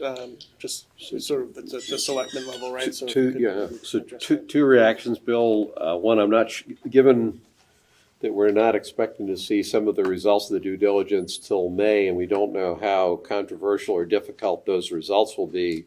It's a little hard to be sure when I don't know how you pick a date for the land disposition agreement when you don't know whether that's a big deal or a little deal. No, but I'd like to know we're not going to see it the day before the meeting or 2 days before the meeting. That's that's my point. As a practical matter, picking a date, you could put a date, but I don't know that it means anything without knowing for sure that all the due diligence stuff is completed. However, looking at it from, I think, the town standpoint, to your point, if the residents are asked to come to a special town meeting to approve an action, and they have not had enough time, or at least for those who want to have the time, to review and react to the LDA, then I see in this process, we jeopardize the ability to get an approval vote, not because it shouldn't be there, but because people haven't had the time to digest it. So to your point, I think there is pressure on us to get the LDA done in time, so that I would anticipate that there would be information sessions like this to help people understand it. That's fine. So I can't tell you exactly what the dates on all that would be, but I think I'm very sensitive to just sitting there telling people to approve a pig and a poke isn't probably going to happen on something like this. So, Yeah, because the town meeting is not the time for somebody to stand up and say, we needed another week or 2 weeks to look at this or whatever and everything else. And now you're forced back into defending the rush argument and everything again. And I don't want that. Right. I have nothing against this plan with the clarifications. And as I said before, I'd like to see more money, however we could possibly get it. Let me just quickly go over some of the comments and concerns that hey, Bill, can I expressed. ask you a quick question on Yeah. that point? Is there an actual market base? When you say that we should get more money, what's the grounds for you to say that? Well, I'm not sure that we've addressed all of the potentialities for getting it. I mean, basically, we've gotten a response to what we told them we had spent so much time and money putting together, namely the master plan, that they essentially bid to the master plan. I mean, I could tell you where they differed from it. I mean, but in general, I mean, it's pretty darn close to the master plan. And one of the questions I asked right from the beginning was, did they bid that, as I mentioned earlier tonight, did they bid it because that's what we wanted them to bid after we stressed how important it was for the town to meet our aspirations, that we'd gone all these surveys and people had wanted this? Or is that what they needed? Are they scrimping by, they really wanted 400 units to really meet their financial objectives, but they stuck with the 3. Yeah. I just want the question asked. I just wanted to ask. Right, and we can re-ask, but I would say my impression of that is it's the former, right? Trinity does a lot of projects like this with towns. Yep. And they know it's going to be brought to town meeting, and they're looking at a master plan that was 3 or 4 years in the making that says no more than 335 units. Okay. So I will point out that one of the first survey that was done by the master plan, the hospital master plan committee, came back with what's the worst nightmare in town, and the worst nightmare was housing. So at the very least, I think you at least need to have that discussion with Trinity. I mean, I'm just making suggestion. All right. So look, my current concerns and questions that I've already submitted to the committee, probably in too great detail, was what data will be available for public comment before the meeting. We've just discussed that. How close is the developer adhering to the master plan and why? And are there any opportunities there? I asked a question about inclusionary zoning. We had included the 25% requirement, which I had lobbied for many years. We may not need 25%. At some point in the future, the town would probably be looking at reducing the 25%, assuming there's another large project coming on. And I suggested that you, because Pulte had also offered, if we were to reduce the 25%, that they could perhaps lower the number of the units that they had. So again, I would ask that you at least raise that question. Dropping the 25% granted requires zoning change, but I mean, we changed the zoning for the hospital. We could certainly redo that as well.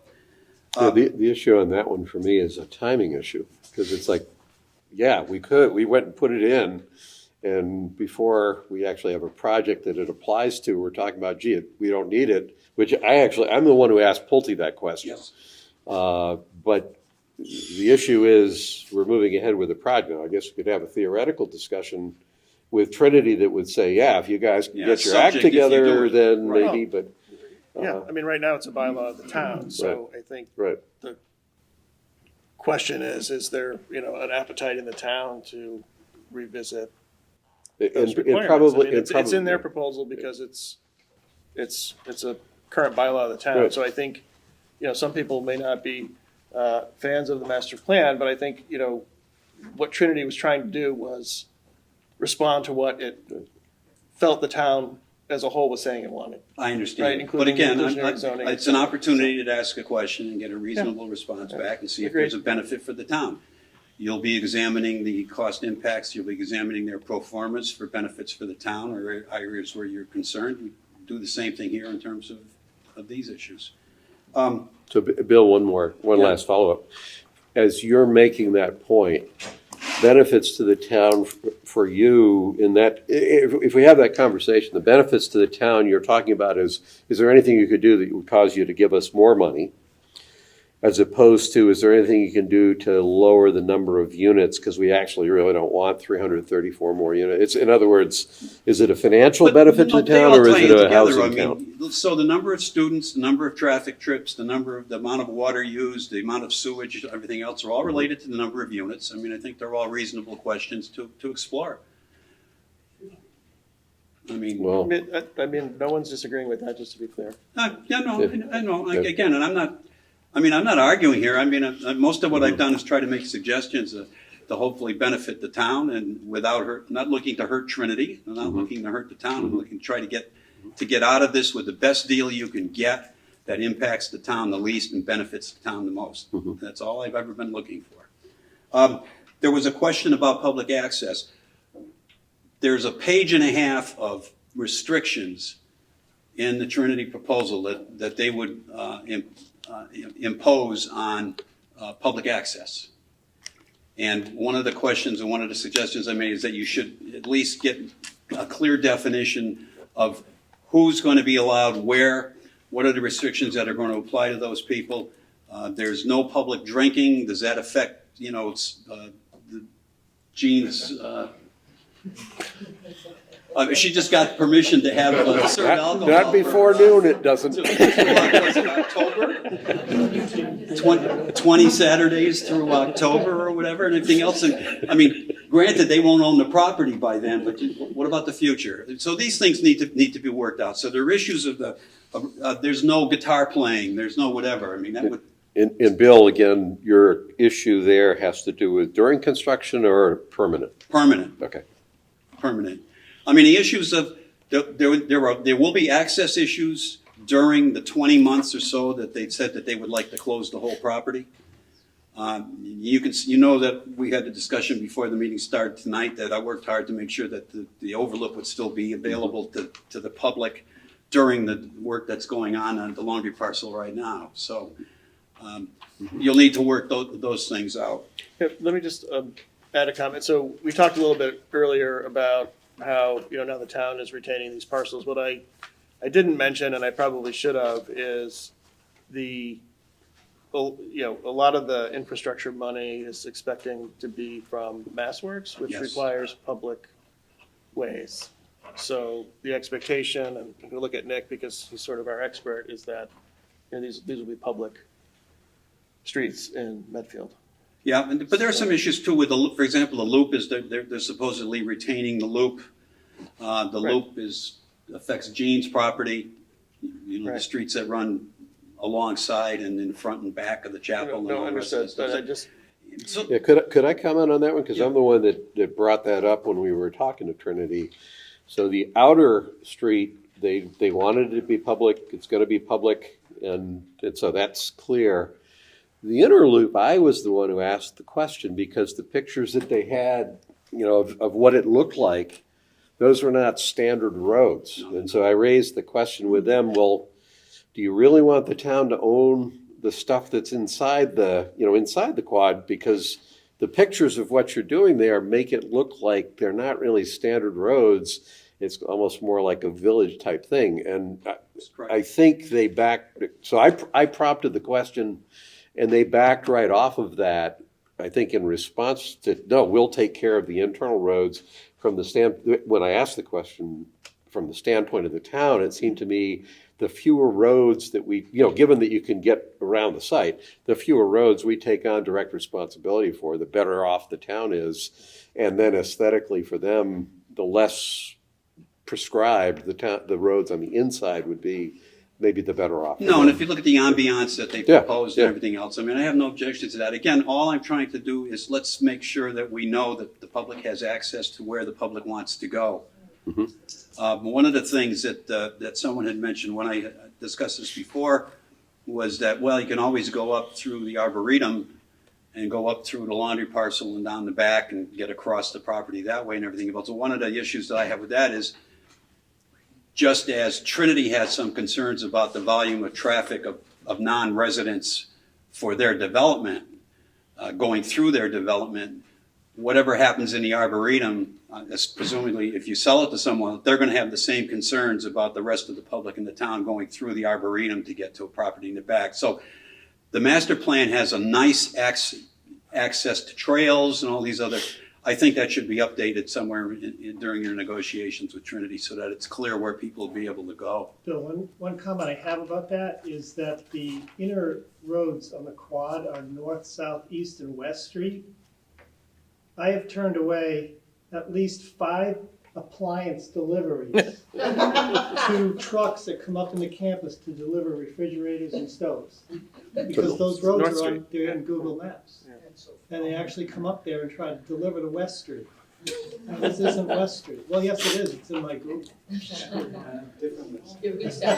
So Bill, it's So we anyway, were planning to conclude at 9 PM and it's 9 That's fine. PM now. That's fine. I know we talk again, often, I mean, and appreciate your input. I'm supportive. I mean, just so you understand, I just want Thank to get you. the questions out of the way. That's all. Okay. All right. Thank you all. Thanks, Bill. Do we have Thanks, any Bill. other, We have a number of written questions which we can take as written comments. yeah, let's do that because we're after 9 o'clock Okay. now and I want to be respectful of everyone's time. So if there's no further comments, I'd like to adjourn the meeting. Do we have a motion to adjourn? I move. You guys want to stay for Yeah, that? yeah, we could stay. Yeah, I move we I'll adjourn. second. We have a motion from Gus and a second by Johnny, so let's vote. All in favor? Aye. Opposed? Okay, the motion carries and we are adjourned. Thank you, everyone. Thanks for coming, Thanks, everyone. everyone.